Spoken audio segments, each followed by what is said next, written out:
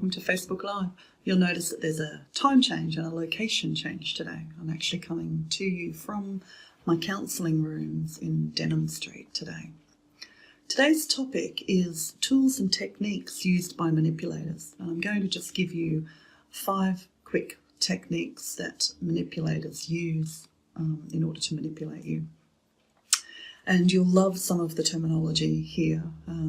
I've mentioned love bombing once before. This is probably one of the first things that you'll see in a manipulative relationship, where that person will, what we call, love bomb you.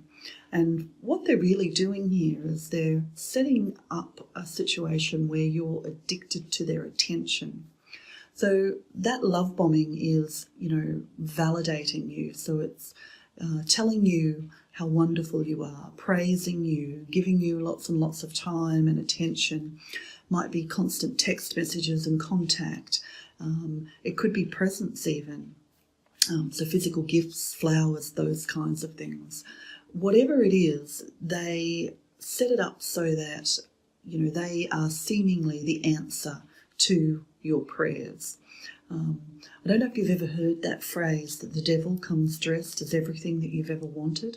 And I don't want to bring a religious connotation into it, but the reality is what they're trying to do is make themselves look like, or make you believe that they are exactly what you've been looking for.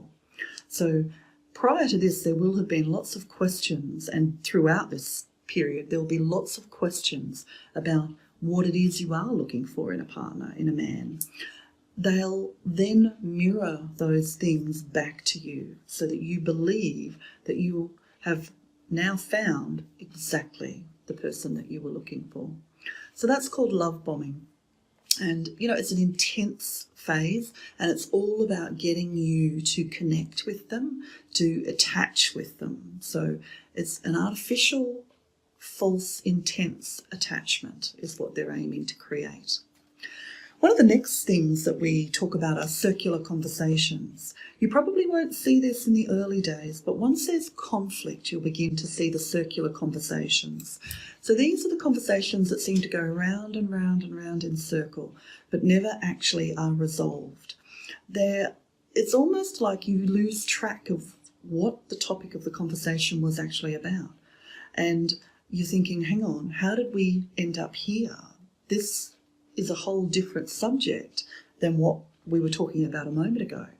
And it may be that it's the same subject that comes up again and again and again.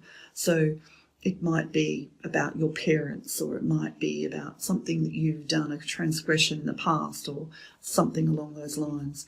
In circular conversations, they have a way of always bringing this topic back to this particular topic, whatever it is. So whatever it is that you might have conflict about today, it always winds back to this previous topic, this previous conversation that's clearly, you may have thought it was resolved at the time, and maybe multiple times since then you have believed it's been resolved, but the conversation always keeps coming back to that. And it's circular in nature. So, it isn't resolved, and it always feels as though you kind of lose track of, well, hang on, what was this conversation even about? Where did this start? So that's what a circular conversation is all about. Don't confuse a circular conversation with word salad. Okay, this is another great phrase. Word salad is, I guess, another name for political speak. It's where they use lots of words. Oftentimes those words will be very complex and intellectual sounding, but they don't actually mean anything. And so when you boil it all down, there's no actual content.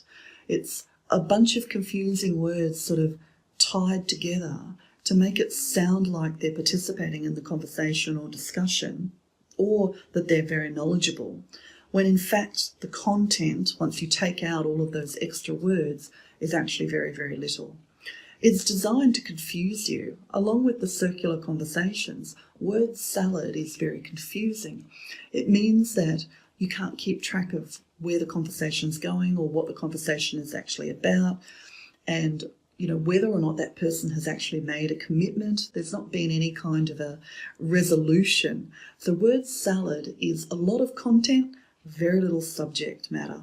And so when you walk away from the conversation, you go, oh, hang on, we didn't actually resolve that, or he didn't actually state what his position was on that. I'm no more informed now than I was prior to the conversation. So that's the whole point behind word salad. The person can seemingly interact with you, but there's no actual content, there's no actual value to the conversation. No real point in even having it. And that's the idea behind word salad. So they look like they participate and they're, intellectually actually there, but the reality is there's no content, they don't actually add any value. Another thing that we'll see is called fake teaming. Now, this is where I set up that you and I are on the same team. So, the kind of way that you might see that used would be, it's all right, darling, we'll sort it out. Or, hun, we'll sort that when we get to it. And the reason why it's fake is because it happens far too early in the relationship. It happens long before there's any kind of a commitment or any kind of suggestion that you two are, in fact, a team. It's inappropriate. It's usually too early, or there isn't any actual attachment or connection or reason why you would be a team. The reality of this particular manipulative technique is that this is actually used in some very sinister ways by very sinister people. I'm talking in rapes and murders even. Oftentimes they'll follow you and they'll pick up a can maybe or something you've dropped and hand it back to you, and they'll try to set up a dynamic where they're on the same team as you, and that's why we call it fake teaming. And you'll see this a lot in the early days when it's inappropriate for you to be thinking in terms of teaming, and it's to create a bond and a sense of intimacy and a sense that you're both on the same team. Obviously a manipulator wants you to believe that you are both on the same team. And the next thing is future faking. And this is a great one, and you'll see this a lot with highly controlling and manipulative people, because they want you to believe that they're thinking about a future with you. And so they'll actually dream with you. They'll actually talk about the future. Might be going to Ireland with him to see, to go to a wedding with his family. It might be, we'll holiday here, or we'll do this, or we'll build this house, or, we're going to travel the world and do this. So future faking is where they set up this vision of a fake future with you. And obviously the reason for that is because that gets you more attached and you believe that they are considering and thinking about a future with you in it. Unfortunately, it's often very false, and it's designed purely to have you attach and connect with them, and they don't mean a word that they're saying. So those 5 different techniques and terms that manipulators use.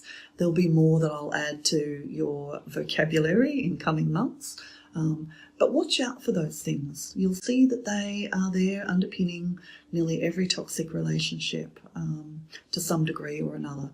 Now, people who are toxic don't necessarily use all of these, but you'll certainly see a number of them being used. And oftentimes you will see all of them to different degrees. Anyway, if you would like to learn more about some of the services that I offer, you can duck over to www.liminalcoaching.com.au and have a look at the different services that I offer. There are, obviously, you can watch this on YouTube, you can read the article on LinkedIn, and you can listen to the podcast as well. Thanks for joining me today. Have a great week, and I will see you next week. Bye.